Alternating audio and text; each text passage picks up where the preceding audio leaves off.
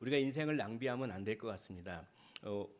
올 한 해 우리가 낭비하지 않고 정말 하나님께서 우리에게 주신 시간과 우리에게 주신 여러 가지 그것들을 잘 활용하여서 하나님의 영광을 위하여 살았으면 좋겠다라고 하는 마음으로 이렇게 제목을 붙여봤고 오늘 본문을 그런 관점에서 한번 적용해 보았습니다. 수수할 일꾼을 보내주셔서 이렇게 말씀하셨죠. 그리고 제자를 파송하십니다.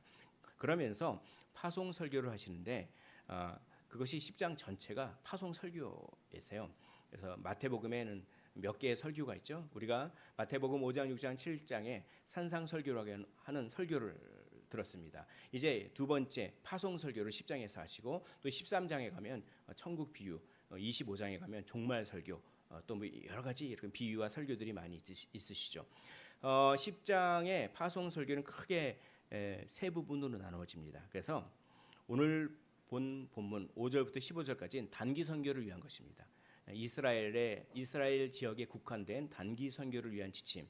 그런 다음에 이제 이 세상을 위한 장기 선교의 지침일 16절부터 23절에 나오죠. 그런 다음에 모든 세대에 복음을 전하는 선교하는 제자들은 어떤 특징을 가지고 있는가를 얘기를 하고 있습니다. 이 말씀을 통하여서 우리는 정말 전도자인가 선교자인가 우리는 정말 제자들인가를 한번 우리의 삶을 돌아보기를 원합니다. 그래서 오늘 이스라엘 단기 선교를 위한 지침이다라고 하는 부분을 한번 살펴보도록 하겠습니다. 이 지침을 통해서 정말 하나님께서는 우리가 진정으로 힘써야 하는 삶이 무엇인지를 가르쳐 주시는 것 같아요. 말씀을 읽고 또 읽고 참 익히 아는 말씀이었지만 또 읽고 또 읽고 묵상하는 가운데 낭비하지 말라 이런 메시지가 저에게 좀 다가왔습니다. 그래서 그것을 그렇게 적용해 보겠습니다. 우리가 진정으로 힘써야 하는 삶은 무엇입니까? 전도와 선교하는 삶이죠. 그러나 이 전도와 선교하는 삶을 도외시하고 그저 먹고 살기에 급급하며 다른 일을 추구하느라고 진정으로 힘써야 할 일을 그런 삶을 살지 않는다면 바로 우리 주님께서 주신 삶을 낭비한다. 그래서 어떻게 하면 낭비하지 않는 삶을 살 수 있을 것인가라고 하는 것을 우리가 세 가지 정도로 살펴보기를 원합니다. 먼저 속사람이 변해야 됩니다. 속사람이 변하지 않으면 변하지 않은 상태로 이런 일 저런 일 하잖아요. 낭비하는 것일 수가 있어요. 속사람이 변하지도 않으면서 복음 전한다, 예배 드린다 하는 것이 나중에 공력의 불이 싹 지나가면 남지 않을 수가 있다는 것이죠. 그래서 먼저 속사람이 변해야 됩니다. 먼저 그것을 해야 되는 것입니다. 오늘 5절, 6절을 보면 이방인의 길로도 가지 말고 사마리아인의 고을에도 들어가지 말고 오히려 이스라엘 집에 잃어버린 양에게로 가라. 그러니까 전도를 하러 가는데 이방인 전도하지 말라는 얘기예요. 사마리아인 전도하지 말라는 얘기입니다. 사마리아인 지역은 이방인 지역이나 다름없었어요. 유대인도 있었지만 막 섞여 있죠. 막 혼혈도 있고. 그래서 이방인의 길로도 가지 말고 사마리아인의 고을에도 전도하지 말라. 이스라엘 집 잃어버린 양에게로 가라. 너무 편협하신 거 아닙니까? 왜 이방인 전도를 하지 말고 잃어버린 이스라엘 집에 잃어버린 양에게로 가라 이렇게 말씀하셨습니까? 이거는 구원의 순서가 있다는 것입니다. 구원에 있어서 유대인의 우선권이 있습니다. 그것을 성경은 얘기하고 있고 그것이 하나님의 방식이셨어요. 왜냐하면 하나님께서는 온 인류를 구원하시기 위하여 창세전에 우리를 선택하셨습니다. 온 인류를 구원하실 계획을 창세전부터 갖고 계셨어요. 그러나 그 구원의 방법은 특정한 한 이스라엘이라고 하는 민족을 선택하셔서 그 민족과 언약하시는 방법을 통하여 그리고 그 민족의 혈통으로 예수 그리스도가 오게 하시고 그런 전도의 방법으로 그렇게 그런 방법을 사용하셨어요. 그걸 기뻐하셨습니다. 그러므로 구원에는 유대인의 우선권이 있어요. 그래서 로마서 1장 16절에 보면 사도 바울도 그것을 얘기합니다. 내가 복음을 부끄러워하지 아니하노니 이 복음은 모든 믿는 자에게 구원을 주시는 하나님의 능력이 됨이라. 복음은 하나님의 능력입니다. 먼저는 순서가 있다는 거예요. 먼저는 유대인에게요 그리고 헬라인에게로다. 2장 10절에 보니까 로마서 선을 행하는 각 사람에게는 영광과 존귀와 평강이 있으리니 선을 행하는 각 사람에게 영광과 존귀와 평강의 상급을 주신다고 합니다. 근데 먼저는 유대인에게요 그리고 헬라인은 그리스인인데 이거는 모든 이방인을 상징하는 얘기입니다. 그래서 순서가 있다고 하는 것이죠. 그것이 바로 하나님의 방식입니다. 그래서 우리 주님은 하나님의 방식을 인정하시는 거예요. 우리가 하나님의 방식을 인정할 줄 알아야 됩니다. 그래서 이 하나님의 방식을 인정함으로써 하나님은 정말 당신이 세우신 방식에 충실하시고 신실하시다라고 하는 하나님의 신실하심을 예수님은 밝히 드러내시기를 원하셨던 것 있습니다. 그래서 먼저 유대인에게 이스라엘의 잃어버린 집에게 먼저 복음을 전하고 그런 다음에 나중에 이방인에게 전하라 이렇게 이제 말씀하시는 것이죠. 우리가 순서와 질서 있게 행해야 됩니다. 이 하나님의 이 성품을 우리에게 적용해 보기를 원합니다. 우리가 향방 없는 자처럼 행동하지 말라고 하는 거예요. 막 아무렇게나 행동하지 말라고 하는 겁니다. 모든 일에 순서와 질서가 있는 것입니다. 하나님은 무질서의 하나님이 아니라고 고린도전서에서 이야기합니다. 그 하나님의 성품을 우리가 본받아야죠. 우리가 먼저 해야 될 것이 있다고 하는 것입니다. 너희는 먼저 그의 나라와 그의 의를 구하라. 우선순위가 있어요. 이 구원에 있어서 순서가 있다라고 하는 것을 통해서 하나님의 성품을 우리가 알았고 그것을 우리에게 어떻게 적용할 수가 있습니까? 복음 전하는데도 전도하는데도 순서가 있다는 것입니다. 바로 사도행전 1장 8절 우리 화면을 보면서 한 목소리로 한번 읽어보도록 하겠습니다. 시작. 오직 성령이 너희에게 임하시면 너희가 권능을 받고 예루살렘과 온 유대와 사마리아와 땅끝까지 이르러 내 증인이 되리라 하시니라. 먼저 뭐 해야 됩니까? 권능을 받아야 돼요. 먼저 해야 될 것이 있다는 것입니다. 성령으로 권능을 받아야 돼요. 성령 세례와 성령 충만함으로 권능을 받고 난 다음에 먼저 예루살렘에 복음이 전파돼야 돼요. 그 다음에 온 유대, 그 다음에 사마리아, 그 다음에 땅끝. 근데 처음부터 땅끝까지 전도하겠다 이거 아닙니다. 자기가 성령의 권능을 받지도 아니하고 자기가 구원의 확신이 있지도 아니하고 자신이 정말 하나님의 충만한 십자가 복음의 은혜를 경험하지도 않으면서 맹목적이고 기계적이고 그냥 그렇게 선교한다, 전도한다 그렇게 했다가 남은 구원할 수 있지만 자기는 버려질 수 있다. 이렇게 바울이 그걸 두려워했잖아요. 그래서 두렵고 떨림으로 너희 구원을 이루라 이렇게 말했지 않습니까? 뭡니까? 먼저 해야 될 것이 있다는 것입니다. 먼저 권능을 받아야 돼요. 그런 다음에 먼저 예루살렘에 내 안에서 먼저 복음이 전파돼야 돼요. 내 안에서 복음이 전파되어서 그것이 배어나와서 온 유대와 사마리아와 땅끝까지 복음이 전파된다라고 하는 것입니다. 먼저 은혜 받고 속사람이 변하기를 원합니다. 먼저 인격적으로 준비되어야 되는 것이죠. 내 안에서부터 시작되는 것입니다. 복음의 영향력은 내 안에서부터 시작되는 거예요. 우리가 어떤 목사님이 이런 예화를 했는데 이게 뭐냐면 궁극적인 것을 준비하라라고 하는 예화를 들었는데 참 젊은이들이 결혼 준비를 합니다. 근데 가만히 뜯어보니까 결혼 준비라고 하면 한답시고 한다는 게 결혼식을 준비하는 거예요. 결혼식을 준비하는 것이지 결혼 준비는 아니에요. 그러니까 결혼 생활에 대한 준비를 안 하고 결혼식만 준비한다는 거예요. 인격이 준비돼야죠. 남편으로서 나는 어떤 인격을 갖춰야 되는가? 아내로서 나는 어떤 인격을 갖춰줘야 되는가? 하나님 앞에서 가정이란 무엇인가? 이런 것들을 준비해야 되지 않습니까? 또 궁극적인 것을 준비하지 않는다는 거야. 결혼 준비는 결혼식만을 준비하는 것이 아니라 결혼 생활을 준비한다. 이런 예화를 들었는데 우리가 먼저 인격이 준비돼야 됩니다. 먼저 속사람이 변해야 되는 거예요. 우리 안에 쓴뿌리들이 있습니다. 성경은 우리 안에 쓴뿌리들이 있다고 하고 그것을 제거하라고 합니다. 내 안에 기질적인 쓴뿌리, 환경에 의한 쓴뿌리들이 있습니다. 어두운 구석이 없는 사람이 전혀 없어요.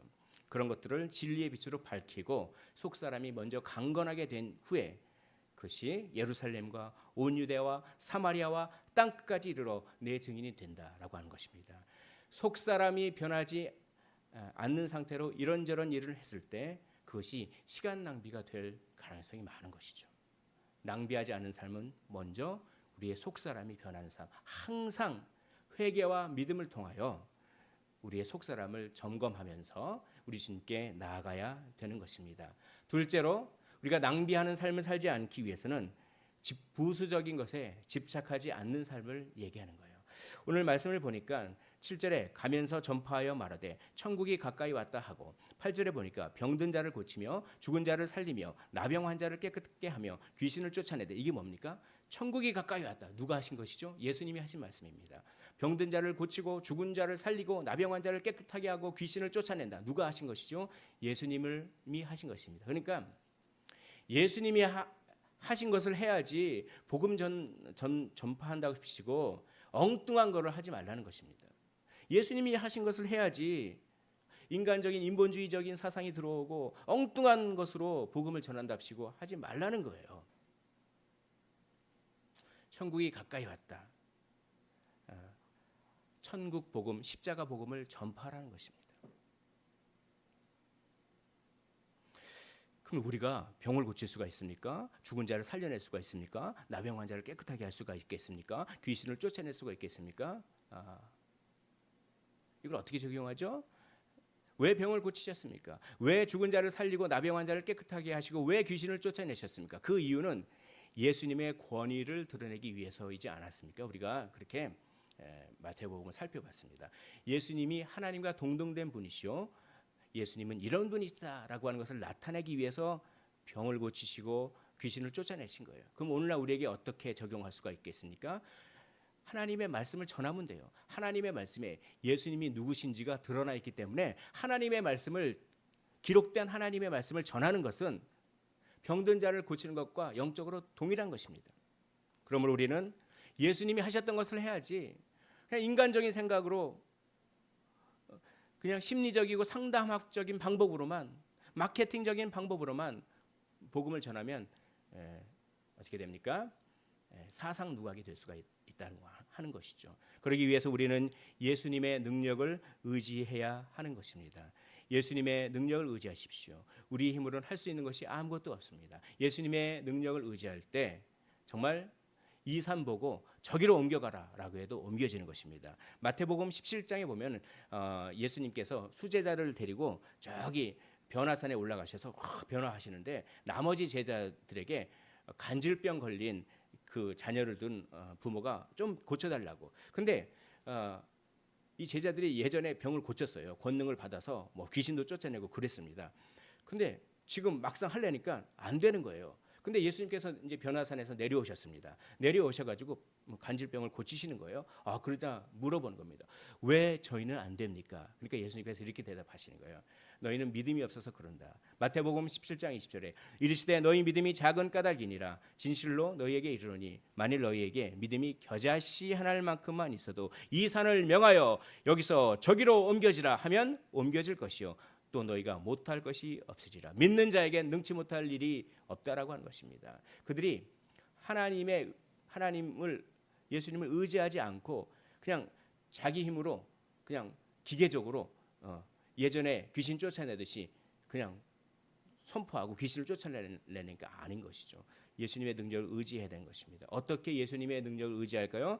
동일한 평행 복문 마가복음 9장에는 예수님의 능력을 의지하는 방법을 이렇게 소개하고 있습니다. 이르시되 기도 외에 다른 것으로는 이런 종류가 나갈 수 없느니라 하시니라. 기도 외에는 이런 능력이 나갈 수 없습니다. 여러분 기도가 얼마나 무서운지 아십니까? 기도가 무서워요. 정말 작정하고 꾸준히 기도해 보십시오. 그럼 하나님께서 내 인생을 어쩜 그렇게 내 환경을 어쩜 그렇게 사람의 마음을 어쩜 그렇게 상상하지도 못할 방법으로 인도하시는지 기도를 해본 사람은 압니다. 정말 기도를 하셨으면 좋겠습니다. 기도 외에는 이런 종류가 나갈 수 없습니다. 즉 기도하지 않고 내 힘으로 하면 전부 시간 낭비다 이거죠. 낭비하는 삶인 것입니다. 우리는 하나님의 능력을 의지하여 예수님께서 하신 일을 해야지 우리가 예수님을 의지하지도 않고 예수님이 하지도 않은 딴 일을 엉뚱한 일을 자꾸 하면 사람의 눈에는 성공한 인생일지라도 우리는 100년이 지나면 다 결산할 날이 남았어요. 엉뚱한 일을 했기 때문에 시간 낭비다라고 하는 것입니다. 엉뚱한 일이 무엇일까요? 돈이죠. 8절에 보면 너희가 거저 받았으니 거저 주라. 그러니까 이건 뭐냐면 복음을 전하고 말씀을 전하는데 돈벌이 수단으로 말씀 전하지 말라는 겁니다. 너희가 거저 받았으니 은혜를 거저 받았으니 거저 주라는 것이죠. 이 당시에 그 바울이 복음을 전할 때 자비랑 선교를 했어요. 교인들로부터 헌금을 안 받았습니다. 왜 그렇습니까?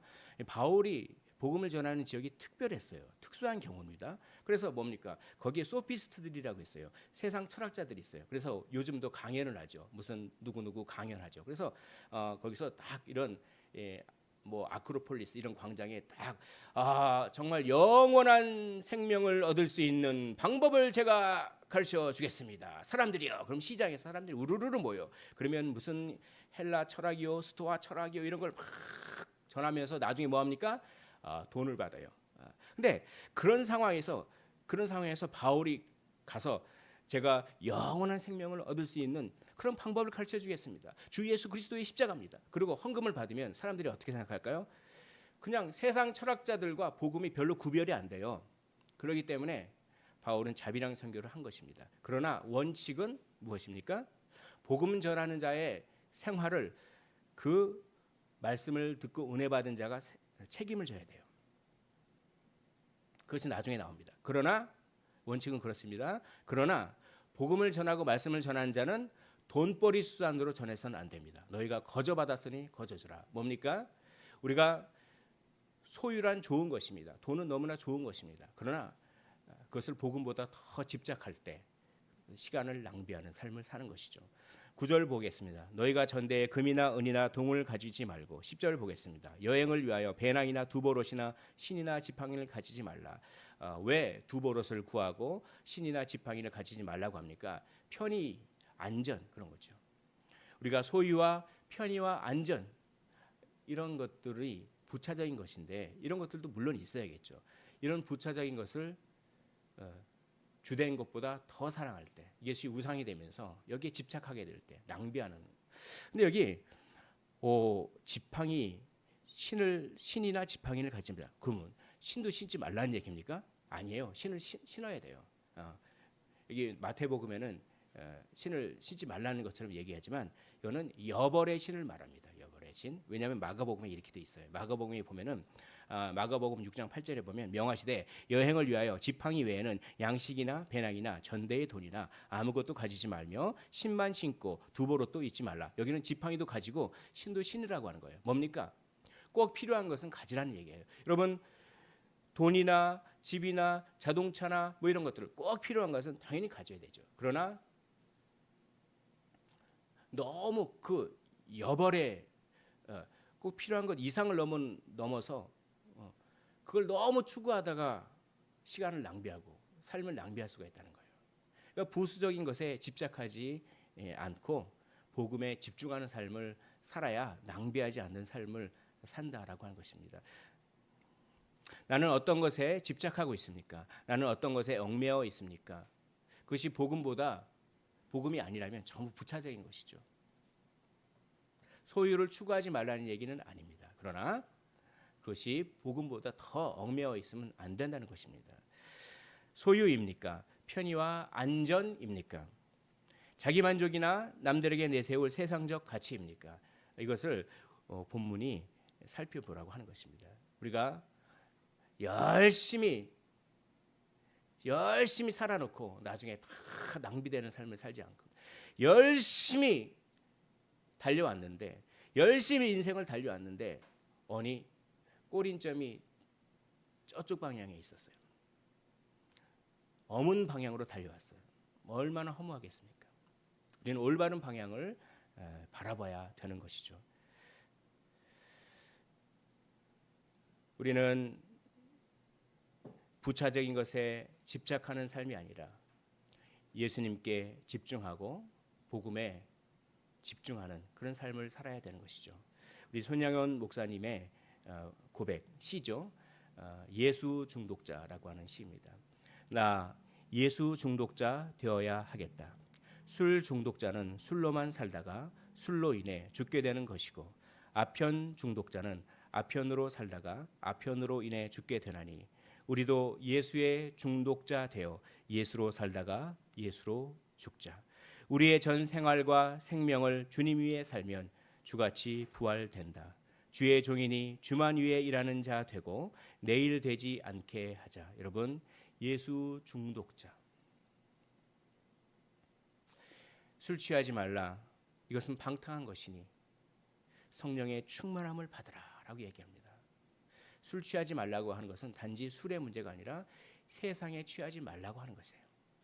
세상에 중독되어서, 외모에 중독되어서 그렇게 세상의 방식대로 살다가 외모 꾸미기에 바쁘게 살다가 그렇게 죽는 것이 아니라 예수 중독자 되어 예수로 살다가 예수로 죽으면 어떻게 됩니까? 주와 같이 부활되는 것입니다. 우리 주님은 미친놈 소리를 들었습니다. 마가복음 3장 20절에 보니까 집에 들어가시니 무리가 다시 모임으로 식사할 겨를도 없느니라. 얼마나 복음에 집중하셨다면 식사할 겨를도 없을 정도로 복음을 전하고 집중했어요. 그러자 예수의 친족들이 예수님을 붙들러 나오려고 합니다. 왜냐하면 사람들이 예수님을 미친놈이라고 했거든요. 미쳤다라고 합니다. 물론 이거는 바리새인이 악한 마음으로 예수님을 바알세볼 귀신의 왕을 의지해서 그렇게 한다 이런 소문이 있었겠지만 여기에는 뭔가가 암시되어 있습니까? 예수님이 너무나 하나님 나라의 일에 하나님 나라 사역에 집중하고 거기에 몰두했기 때문에 광인이라고 하는 소리를 들었어요. 우리는 예수님이 광인이라고 하는 소리를 들었기 때문에 우리는 광인이라고 하는 소리를 들어야 됩니다. 왜냐하면 우리는 예수님을 따라가야 되기 때문에 적당히 믿으면 되지. 교회만 적당히 나가면 되지. 뭐 그렇게 교회에 미쳤냐? 적당히 믿는 것은 시간 낭비입니다. 우리는 거룩한 광인, 예수 광인이 돼야 되죠. 예수 광인이 돼야 돼요. 우리의 모든 관심이 예수님과 십자가 복음 거기에 가 있어야 됩니다. 물론 계속 교회에 와서 살고 그런 얘기 아닙니다. 생업을 열심히 하십시오. 그러나 그 생업에 열심히 하는 동기가 바뀌어서 예수 십자가를 위하여 열심히 하는 것입니다. 그게 진정한 광인이죠. 우리의 365일 우리의 삶이 예수 중독자, 예수 광인, 거룩한 광인이 되었으면 좋겠습니다. 만약 우리가 미치지 않는다면 우리는 시간을 낭비하는 것입니다. 하나님, 저는 예수 믿었어요. 그래도 어느 정도 적당히 믿었어요. 그래? 그건 아니다. 우리 하나님은 모든 사람이 전부 예수 광인이 되시기를 원하시는 것입니다. 마지막으로 선교에 동참하는 삶을 사십시오. 그렇지 않는 삶은 시간 낭비의 삶인 것입니다. 10절 보면 이는 일꾼이 자기의 먹을 것을 받는 것이 마땅함이라. 아까 제가 말씀드렸죠. 일꾼이 복음 전하는 사람이 자기의 먹을 것을 받는 것이 마땅해요. 그래서 생활을 책임져야 돼요. 11절에 보면 합당한 자를 찾아내라고 하는 것입니다. 어떤 성이나 마을에 들어가든지 거기서 합당한 자를 찾아내서 거기를 복음의 베이스 캠프, 전초 기지로 삼아서 너희가 떠나기까지 그 집에 머물라. 이 합당한 자는 뭐냐면 마음이 열린 사람이에요. 그래서 복음을 받아들이고 영접하는 자, 즉 숙식을 제공하는 자예요. 그런 사람을 찾으라는 것입니다. 거기서 숙식을 제공받으라는 거예요. 그것이 복음을 전적으로 전하는 자들의 권리라고 하는 것입니다. 반대로 복음 전도자의 생활을 책임지는 자가 바로 합당한 자라고 평가를 받습니다. 모든 그리스도인은 복음을 전하고 또한 복음을 전하는 사람을 후원해야 되는 것입니다. 그것이 책임인 거예요. 마이클 윌키스는 이 구절을 이렇게 해석하고 있습니다. 선교 후원은 모든 제자의 책임인 것입니다. 모든 제자는 모든 그리스도인과 다름이 없습니다. 모든 그리스도인은 모든 제자이며 모든 제자의 책임은 선교 후원입니다. 기도가 중요합니다. 물질보다 더 중요해요. 그러나 정말 진정으로 기도한다면 내 마음이 있는 곳에 물질도 가게 되어 있습니다. 기도와 물질로 후원했으면 좋겠습니다. 우리는 보내는 선교사입니다. 우리 교회는 지금 현재 두 분의 선교사님을 지원하고 있는데 얼마나 죄송한지 모르겠습니다. 지원하는 금액이 너무 적어요. 그래서 참 죄송합니다. 야, 참 너무 적다. 그래서 기도합니다. 조금 더 많이 보내드릴 수 있도록 주님께서 부어달라고 기도합니다. 그 기도에 우리 성도 여러분들 동참하셨으면 좋겠습니다. 그래야 낭비하지 않는 삶을 사는 거예요. 바라옵기는 올 한 해 더 많은 선교비를 보내고 더 많은 선교사님을 후원했으면 좋겠습니다.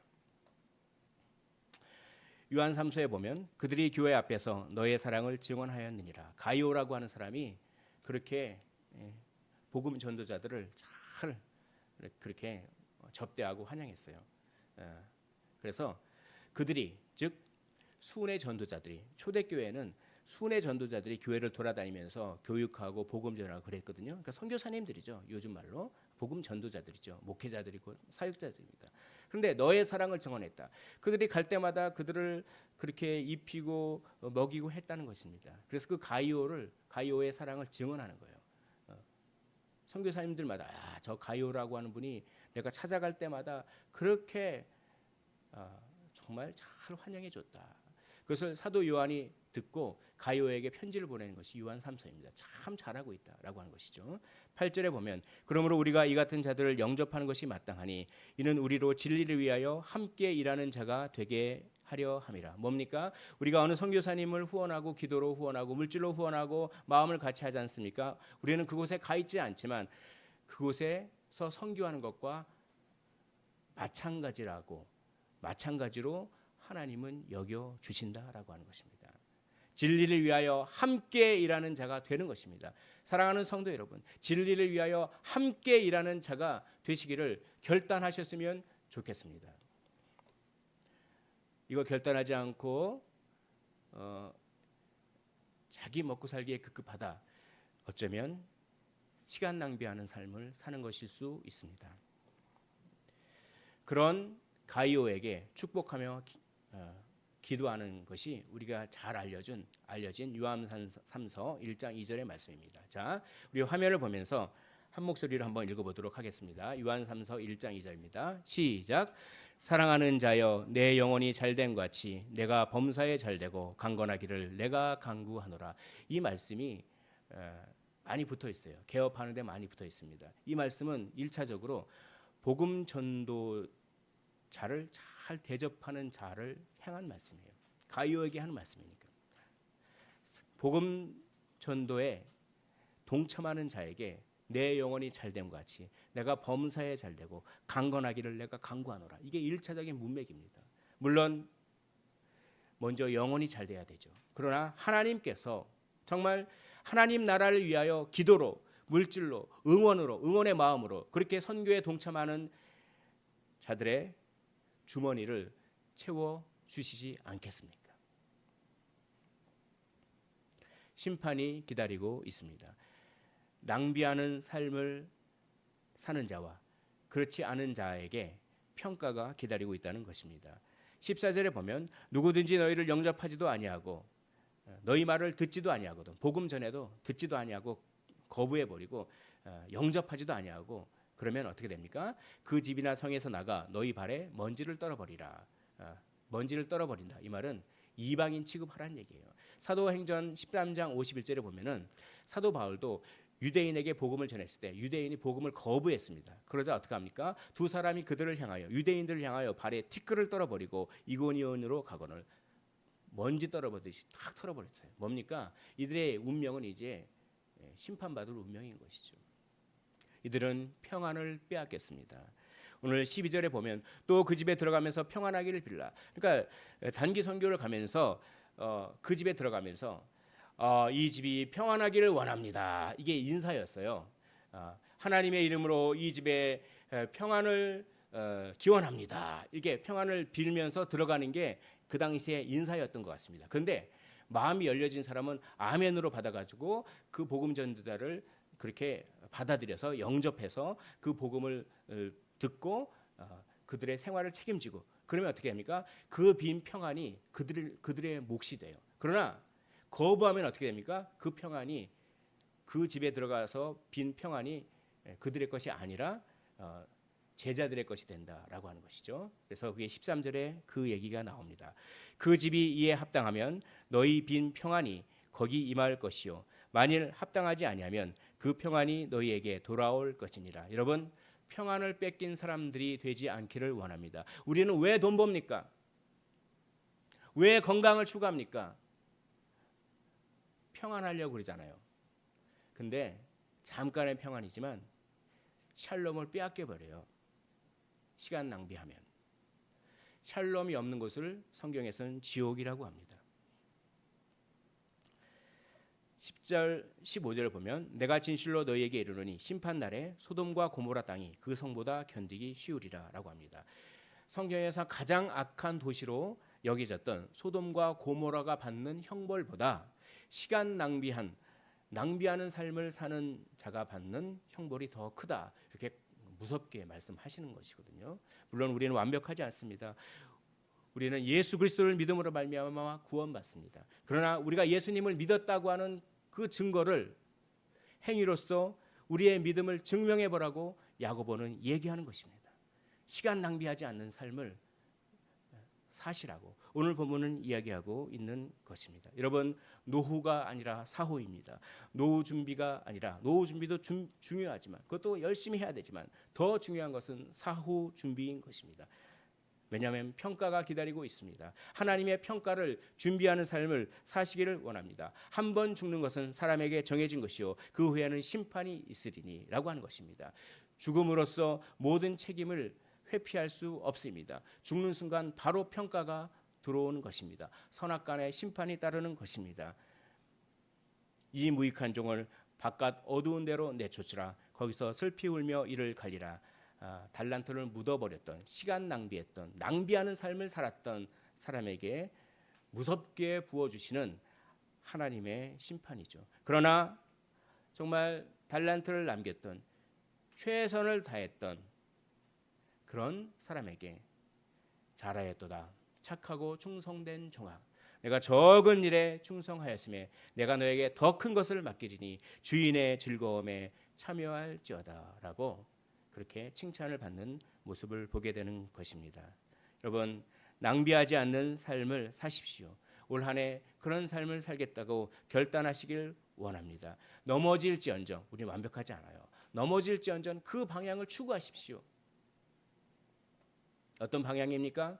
먼저 우리의 속사람이 변하기를 원합니다. 어떤 방향입니까? 우리가 부차적인 것에 얽매이고 집착하는 삶이 아니라 복음에 집중하는 삶입니다. 또 어떠한 삶입니까? 하나님 나라 선교에 동참하는 삶을 사십시오. 그러므로 낭비하지 않은 삶을 사시길 원합니다. 왜냐하면 하나님의 평가가 다가오고 있기 때문입니다. 그 평가에 잘하였도다 착하고 충성된 종아, 내가 적은 일에 충성하였음에 내가 너에게 더 큰 것을 맡기리니 주인의 즐거움에 참여할지니라 라고 칭찬받으시는, 또한 우리의 삶에서 하나님께서 이모저모로 채워주시는 신비한 능력을 올 한 해 경험하시기를 주님의 이름으로 축원을 드립니다.